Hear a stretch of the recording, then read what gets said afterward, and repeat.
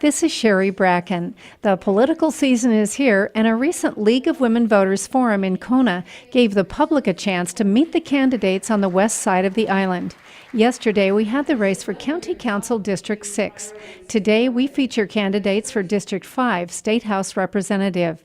The seat covers Naalehu, west across Ka'u up to Keaho and Kahalu'u in Kona. League of Women Voters invited all 5 candidates running in the primary. 3 took part. That I have just finished a successful session as your state representative. My success was due in part to the confidence in me that Governor Abercrombie demonstrated by appointing me to that position.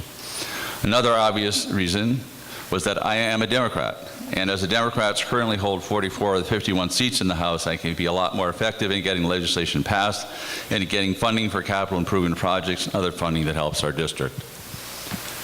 What has also helped me is that I've had a diverse background of successful careers in the Peace Corps, teaching, scientific research, the biotech industry, farming, and medicine. That has helped me successfully address the many issues I have encountered in the legislature. I am a strong supporter of our labor unions. Our strong unions have helped many in the state enter and stay in the middle class and are essential to battling the issue of income inequality. I have been endorsed by the AFL-CIO, the HGAA, ILWU, and UPW. I also have the honor of being endorsed by the Sierra Club. I'm going to differentiate myself from my Democratic opponents here. My campaign is based on Ohana and improving the quality of life here in HD5. We have 2 issues. We are still a poverty-designated county by the Fed. 17% of our families of 4 earn $27,000 or less. They are poverty-stricken. Number 2, we import 85% of our food into this state. That's a $3 billion economy that we could take advantage of. My vision is to work the solution to these 2 problems by working solutions that are common to both. I have a specific proposal. The Democrats have had many, many years to solve this problem. They have not.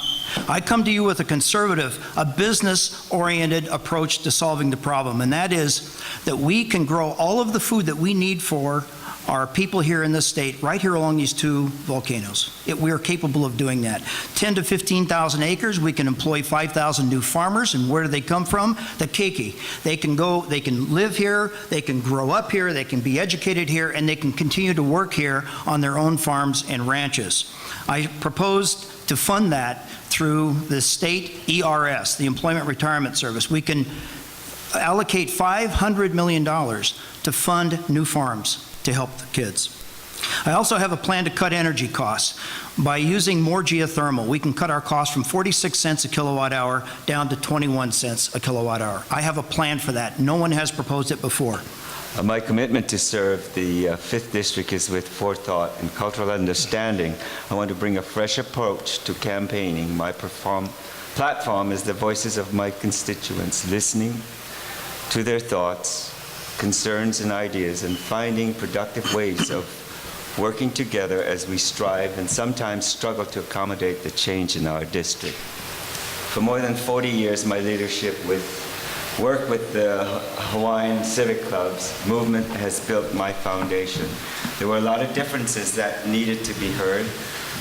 I've listened to the tools to listen to diverse communities, voices, and of course, respecting different points of views. My ability to listen to our community's voice is the forefront of my commitment to serve in public office.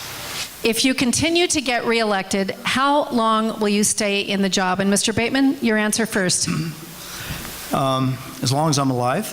Actually, there's some thought to moving on when you've outlived your usefulness. So I have no claim, if I am elected, to any particular time. As long as I can adequately serve the people of HD5, I will continue to serve. I think I'd like to serve maybe 6 years on the term. Reason is because you want to give somebody else a chance to come aboard and give a better clearance to our thoughts. Well, my dad is 95 and he's still driving around Minnesota, so I doubt I'll be here until 95. However, it's clear to me that it's very important in the legislature to be in there for a number of terms. You get more and more effective. So I would think that a minimum, if I keep getting elected, would be 10 years. Okay, Thank you. let me just ask a follow-up. In December, when you and I spoke after you were appointed, you at that time were of the 5 to 6 year frame of mind. That has changed? Having been in there, I realize it takes a while to really get traction. And unfortunately, that's the case. You got to stay in there, keep chugging away to get results. Thank you. This is Sherry Bracken reporting for Big Island Video News.